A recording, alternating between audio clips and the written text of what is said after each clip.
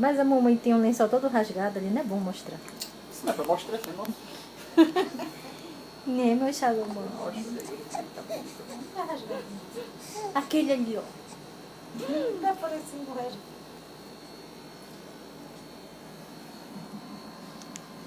Tá parecendo lençol da vovó. De vez em quando ela me esquenta com esse lençolzinho. A mamãe agora vive igual a Pedrita com esse cabelo dela.